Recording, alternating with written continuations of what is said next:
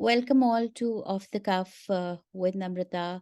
Hope you all are doing well and having a wonderful Sunday morning, I'll say.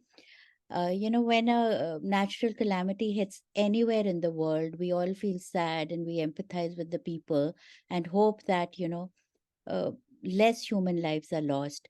But when it hits closer to your hometown, then we feel all sorts of, especially, living far away from your home in India, you feel a lot of hopelessness and helplessness and anger you know and we want to help.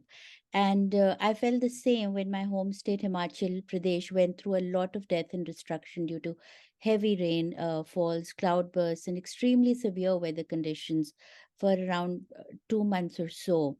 And my guest today has tirelessly worked to help the victims of this natural disaster. I would like to warmly welcome Akil Bakhshi to Off the Cuff. Thank you. Thank you so much for the welcome.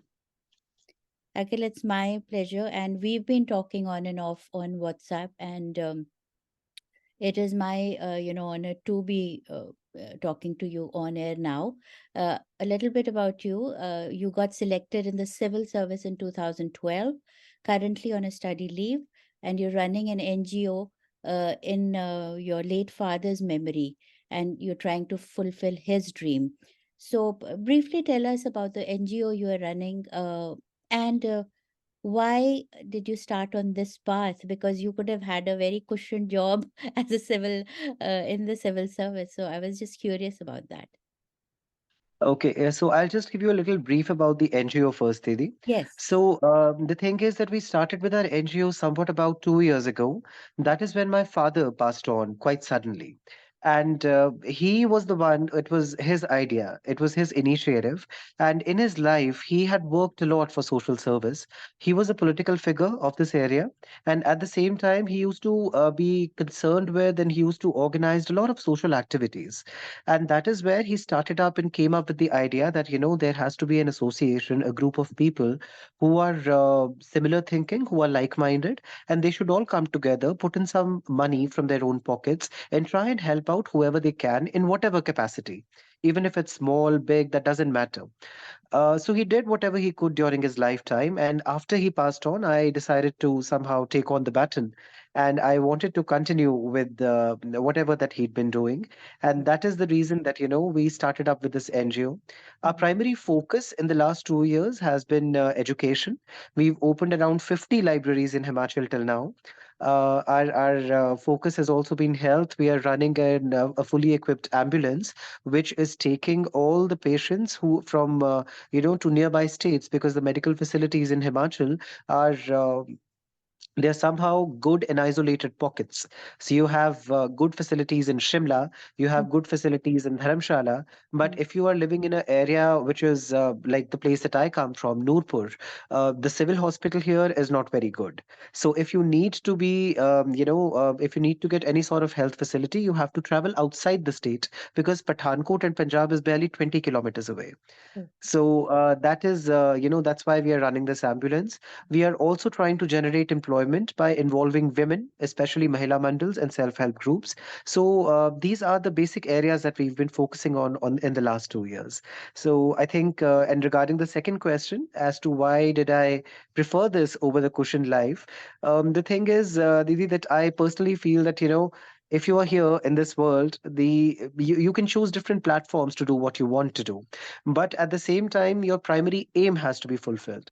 In civil services, I felt that there was a foundation, there was a limit beyond which I could not operate. uh, by being the chair of this NGO, by doing whatever we can in our private capacity, we are beyond that foundation and we are able to reach out to a number of people and help them in whatever capacity we can. Very true. And you've done so much in since its inception in 2021. There's a lot of Yeah. work, and that was during COVID times also. S Yes. Yeah, and uh, the name is also on your father's name, Ranjeet Bakhshi Jankalyan Foundation. Yes, it is. It's on my father's name. Wonderful. And Ranjeet Bakhshi Jankalyan Foundation. So commendable work, I have to say. And you know, my next question is about Himachal, the disaster that happened. So, if you could give us a brief description about what happened, what was the damage reported and where all did it affect more? Because what I read in one of the articles was that over 290 people died, 172 landslides, and 72 flash floods incidents were reported. I don't know if it's correct, but Yes, that's what I read. yes. Okay. Okay, Didi, what basically happened was Mhm. that Himachal was hit by severe cloudbursts, Yes. and whether you can attribute it to, unhindered development, you can Mm, attribute it to climate change, you can mm, attribute it to a number of factors. But mm, there were some locations, especially around Shimla, mm, around Mandi, around Manali, Kullu, where a month's rainfall, which used to happen previously over a period of month, mm. that rainfall was received within the span of a single day. Wow. So, because of that, what happened was that the water came splashing down, and despite having all kind of facilities, all channels where the water could go through, a lot of residential, commercial areas, they were swiped out. They were completely swiped out. Mm, I think yes, the figure about 172 landslides, like you said, is correct, mm, but the death toll has been much heavier. We've had over 300 deaths. Yeah, and in terms of revenue, this is something which it's been extensively reported by the administration mm. that the state itself has incurred a loss which has been valued till now up to, ranging up to rupees 10,000 crore. So that is humongous, absolutely humongous, Yes. especially for a state like Himachal, which is a small state. We Mm, don't have many sources of revenue. We are mm, primarily dependent on tourists and hydroelectricity, mm, and these are the basic two sectors which have been affected because of this disaster. The tourist footfall has decreased, so automatically the state's revenue has also come down. mm. And this is something which the disaster has led to, apart from massive damage and massive loss of life and property. I mean, I read somewhere that approximately 9,500 houses, they were destroyed, completely damaged. Mm. Yeah, we don't even, know because what must be going on there. I just saw some of the videos that were being passed, and I could recognize that, yeah, this is my house, and the water was going right. And it was in Yeah, Shimla. A lot of right. buildings fell there in Shimla. It's Mm, just, scary and true. to, In fact, if you remember, there was this temple in Shimla which came crashing down, and yes, yes. 35, 36 people, they were just, buried under it. Bilkul, bilkul. And before that, Kullu Manali was affected drastically, and there Right, was right. so many roads were, like you're saying, destroyed, and tourists were stranded, and there was no electricity in so We many areas. the state ended up evacuating around 70,000 tourists during that time. Wow. They were completely stranded, and the tourists, okay, so it's like you're coming here for some time and you are going back. But the Wow. locals, Mm, there are areas which still remain electricity deprived because the power lines have not been put up. They mm, still remain cut off because the roads have not been built. So these are the areas, these are the things that we are still having to grapple with, yeah. especially because imagine if there's some sort of a health emergency, if Yes. there's a pregnant woman who Mm, has some sort of a complication and who needs to be taken to a hospital, there is going to be no road to carry her. So there have been reports of women and other people who are in need of medical attention. mm. You know what's a charpai, right? Hmm. Which one? You know what's a charpai? Achar bhai, yeah, yeah, yeah. You know a charpai, right? Yes, So what yes. people are doing is to carry them, they're going to like they're turning it around. Turn They around. are lying the patient on the charpai, and then there are four people who are carrying them Wow. across the Kacha road. So that is the current condition. Yeah, must be so so difficult. And what, like we just talked about the disaster that happened, and so what should the disaster management authorities do now? How can they reduce the damage? You know, in the future, because I think this was not expected. Absolutely Whatever, yeah, we've never experienced this kind of a weather in Himachal. So I know right. there's a lot of illegal construction I can see right there in Shimla, and I don't know elsewhere too probably. So what can that the disaster management authority do to at least lessen the uh, impact? Didi, the response has to be multi-tiered. one single approach which can work this out. Okay. See, the number first crunch that we have as a state is of resources. Mm. Like I said, the CM is currently, there is a CM relief fund Yes. where our chief minister is very actively involved, and he's been encouraging a lot of organizations, a lot of people to donate whatever money that they can so that they can use it for these relief purposes. Mm. Number two, we were expecting that the state would be, declared a disaster hit Good. state, Mm. but it wasn't. Because why? Because there was a political reason behind it.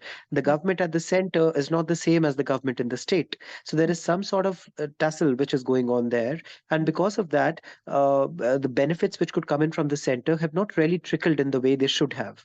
Now, the third part which is happening is that the government has indeed announced a relief package, but announcing it at the top and getting that relief actually to the bottom, that is a far more complicated process than it seems to be. I'm not sure if you remember, but back in 1991, this is something we've read in books. Mm. We used to have a prime minister, Mr. Rajiv Gandhi, and that is something that he said back then. He said that, if 100 rupees is released from the top, it's Mm. only rupee one which reaches the bottom. That goes, yeah. And that's exactly the case which is with our state as well right now. Mm. Um, for example, if somebody's house has been damaged, Mm. it's not just the house, it's also the land which has been damaged. It's also their agricultural potential, their cattle, their financial resources, their source of income. So these people who used to reside in Himachal have now become landless. Mm. The first thing that needs to be done is that some sort of government land has to be assigned to them so that they can rebuild their house. Mm. Now, assigning government land is in itself a very complicated process, because you have to first apply, the Patwari has to make a report. That Oh. report has to go to the STM. The STM needs to pass it on to the deputy commissioner. The Mm. deputy commissioner then sends it to the government. The government approves it. Then it comes down, and then the Patwari identifies ki kahan pe inko settle karna hai, and then that's a year long process. Yeah, So long till the and time yeah. yeah, so till the time this land is allotted, these people who have no source of income now have to stay somewhere. So Mm. they've taken up accommodations on rent and they are not able to pay their rent. The Mm. education of their children has been affected. The routine stuff like the clothes and the utensils and the everything that they had, collected over a period of time, all of that is just gone in one fell swoop. It's like everything's just gone altogether. And so all of these benefits which have to reach these people, I'm sure they will eventually reach, but it's going to take a lot of time. So, Okay. our intention as an NGO has Mm. been to assist them during this particular phase, during this time when they need somebody to come and stand with them. So, Oh. we are trying to, because the winters are going to come in, it's already October. Yeah. So, November, December, imagine with these people, no roof to live under, no clothes, their children completely left. In a state of disaster. I mean, I really don't know. We also, because of our limited resources, can only reach a couple of people or a couple of families around us. But the kind of destruction that has happened, it's terrible. Whatever work you're doing, even one family, if you can help, it's just a great thing, I'll say. And what I learned was, if it was declared a natural disaster by Yeah, the government, the state could have gotten 12,000 crore, crore or so. indeed. Yeah, but Uh, now, right And now, the chief, that was just one part of it, Didi. The 12,000 crore was the funds which would have come in directly. yeah, Apart from that, for people who have lost their houses, for them to reconstruct their houses, they could have got loans on subsidy, on sub- subsidized interest rates. So oh, all of these, smaller benefits could also have reaped yeah. in. Yeah. And right now, I know, I think it's 4,500 that the chief minister has Yes. allocated to, this. So Yeah. I know you've been going house to house and helping people through your NGO. Just briefly tell us about what the work you've done after the disaster, and how people can help around the state and here, where abroad also. Yeah. Okay. So, with assistance from all of our donors at that point of time, Didi, we managed to raise a sum of around 2 lakhs. I know in the bigger scheme of things where we are talking about 10,000 crores and 4,000 crores, this seems like a very small amount. But then, with the assistance of this 2 lakh, we were able to help at least 30 families in our vicinity. So, all of these families were the people who had to vacate their houses, who had no land. We made a team of retired patwaris and retired teachers who Right. helped all of these people make their documents. We had them submitted to the STM, and we also tried to, fast track the entire process so that it reaches the government as soon as possible and their lands are sanctioned. Till then, we've taken care of trying to provide for the rent of these families. We are trying to sponsor the education of the kids of these families, which has been hampered. We are trying to give them free health facilities. We've also provided ration to a lot of these families, and at the same time, we are trying to coordinate with other NGOs. We are trying to coordinate with other donors because the loss has been immense, and 30 families is a very small number when you look at the 9,600 houses destroyed. So, yeah, that's what we've been trying to do in response to this disaster. No, Akhil, there is no small number. Reaching 30 families is also like, who would have helped them if you hadn't? So, you need to think Mm, it that way. And your work is ongoing because you are still looking for funds and how people can join. So, right. how can, people join you from here or, help you in? Okay, so our NGO, essentially, Didi, what we do is we have a very transparent system of receiving funds. Our NGO has a bank account, and anybody who wants to donate can directly deposit whatever funds that they want to in that particular account. Whatever case that we bring, wherever and whenever we ask for, what we've started now is that we've started asking for funds on a case to case basis. For Oh, that, we've made a WhatsApp group, and in that WhatsApp group, I personally first go and I verify that, okay, this is the case, this is the person who's been affected. Then I post all the details there. We prepare an estimate as to this is what would be required to help them out. For example, if it's 35,000 rupees, I would say that, okay, this is the money that we need to maybe make a one room house for them, to make a toilet for them, to make something which can help them in the mm, future. And then whoever wants to donate, for example, if somebody wants to donate 1,000 rupees, they mm, are most welcome. That's how we crowdfund. right. So, one way is to directly transfer the money to the bank account, and Mm, the other way is to join the WhatsApp group, see for yourself how things are, what's happening. If you want, I can even connect the donors to the families who've been affected, and they can directly help them as well. But we try to share our account number so that we can keep a track of the funds which is coming in. Yeah. Very true. And, whatever I've known of Akhil, I know the money is going to the right people and the right place. What you can do, Akhil, is give your WhatsApp number here, and Okay. maybe people can get in touch with you, talk to you before they, Sure. send the money. And I will say that you don't have to send the money from your, bank account here. If you have family there in India, you can tell them to Yes. donate, much more Yes. easier. Uh, And and like he's saying, whatever amount will be helpful also. right. So you It, can do it doesn't matter, Didi, whether it's 100 rupees or it's 1,000 or absolutely. it's even 1 rupee. Yeah, It's yeah, like every drop in the ocean. It's that bilkul, everything counts. bilkul. So can you give your number here? Sure. Should I just speak it out loud? Just speak it out, yeah, and then I'll also write Okay. it in the post, yeah. Right. So +91 is the code. I mean, the code for India, and my WhatsApp number would be nine four Mm. one eight one 51074. Okay, and I'll also have it on my social media pages. You Okay. can follow Off the Cuff with Namrita on Bali 92.3 FM, or my personal page, Namrita Johanna. And one thing I read also that, the state of Himachal Pradesh does not have any environmental policy of its own. And, the state is generally directed by the central policies and laws, which do not fully address the requirements and the unique aspects of the mountain areas, which we've seen, I think. So, what can be done in that matter? Because if it's, this happened because of global warming or, environmental conditions, I think this also needs to be, dealt with in a much more Um, serious way. Can I just explain this with the help of an example, Didi? Absolutely, yeah. Okay, there's been this concept of four laning and six laning and eight laning of roads in Yes, yes. India, especially. We've Mm, built tremendous expressways and so many things in the, central India and southern India, so that, the travel distance from one place to another reduces. mm, And the basic aspect has been to provide some kind of facility to the citizens. Now, that concept is very much applicable in plains. It's very much applicable in plateaus, but right. that is not the concept that you should be replicating in the mountains. Mm, For that, you have to cut down the mountains. You mm, have to, make these retaining walls. And no matter what retaining wall you make, the yes, mountain, if it's been left untended, it is going to come down. come It on. is eventually going to come down.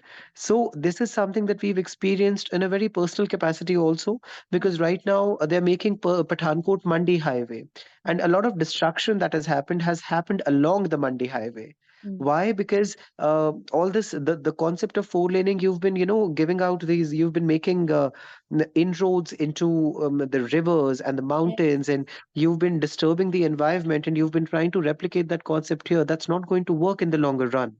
So that is just one example of how road building, which is otherwise a very good concept, can prove to be extremely harmful for a mountainous area. yeah, And this is something which has also led to a number of other problems. You belong to Shimla, Didi. You know one yes. of the major problems there is water. I There mean, is water, w- parking, so much. Yeah. parking is an issue. Water has to be lifted, and Mm, then it has to reach, to a number of other places. yes. The parking is a major issue because we do not have Mhm, the capacity to handle so many tourists, and we yes. are not able to give them that space. I mean, if you consider Shimla, or if you consider parking itself, why is it not this way? Mm, Just like the mall road, mm, no cars are allowed there. You have yes. to you have to walk across the entire thing. Why, this model is something which can be replicated in other tourist spots as well.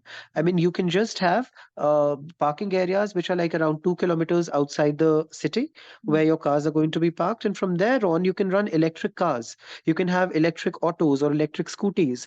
mm, Not only would that generate employment for the people who are running it, but at the same time, that would also kind of reduce the carbon footprint of that particular area. mm, So these are very small changes which need to be made. And you are right.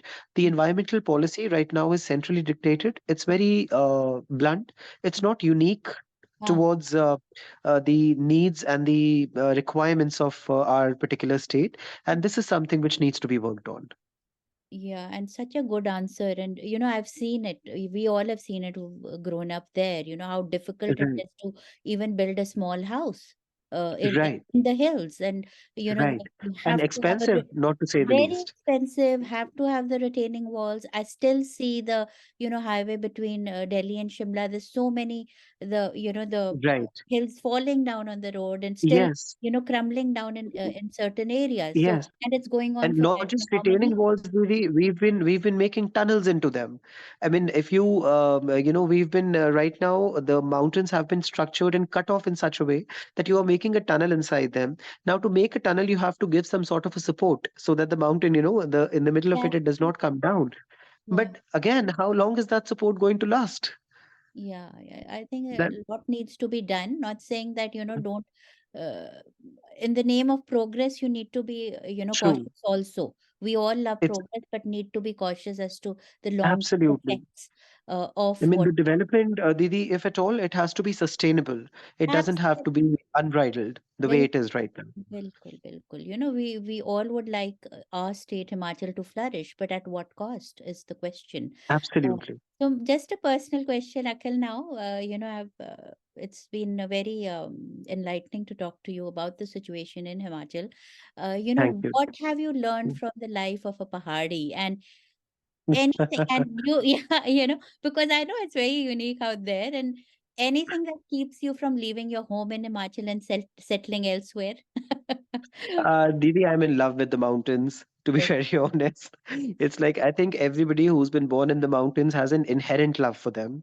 I yes, mean, we've traveled to different places, different countries, different cities during the course of our training, but there's always this calling in the mountains, it somehow just pulls you back. It's like you need to come here. That's how it is. But I feel that as a Pahadi, what we all, and it's not just with me. I believe all of us Pahadis situated anywhere across the globe, what we've learned is that how to live in harmony with nature. That's the first lesson that we get since our childhood. How to make peace with the fact that you and your environment are one. You are not different. So, what you are doing to your environment is exactly what your environment is going to do to you. So, You. now you can understand where the disaster is coming from. Yeah.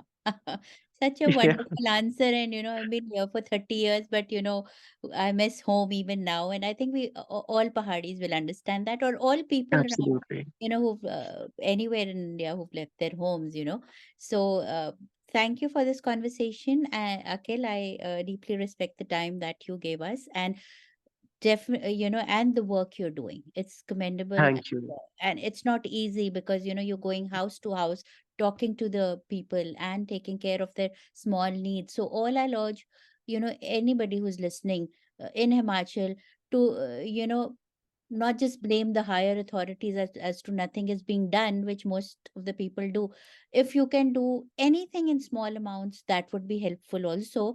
मैंने तो ये 2 लाइनें लिखी थी, कभी मैं लिखती हूँ पोएट्री, तो मैंने तो यही लिखा था कि हिमाचल की शान निराली है, अब हर हिमाचली की यही ज़िम्मेदारी है, इस बिखरे घर को फिर से सजाना है, हिम्मत से तिनका-तिनका जोड़ हर बस्ती को फिर से बसाना है.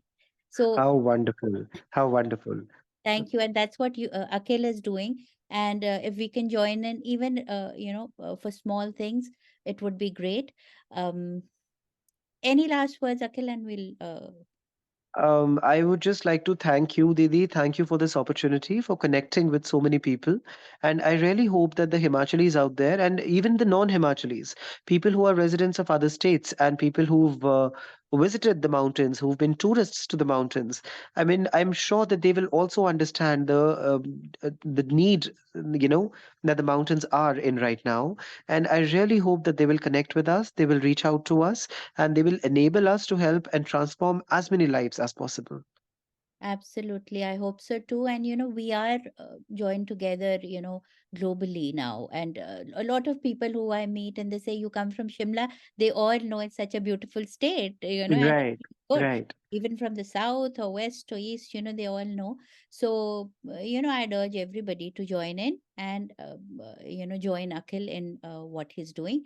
Thank you again for joining, and take care and be well. Bye. Thank you, Didi. You too. Take care. Bye. Namaste. Take care. You too. Shosha is a creative Indian restaurant located in the heart of Silicon Valley. Shosha is a woman-owned business that serves traditional Indian flavors assimilated with molecular gastronomy techniques.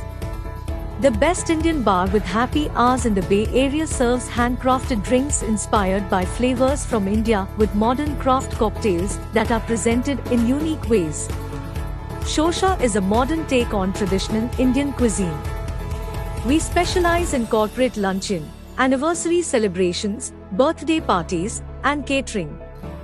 Do check us out for a memorable modern Indian dining experience. Shosha is located at 141 South Murphy Avenue in Sunnyvale, California.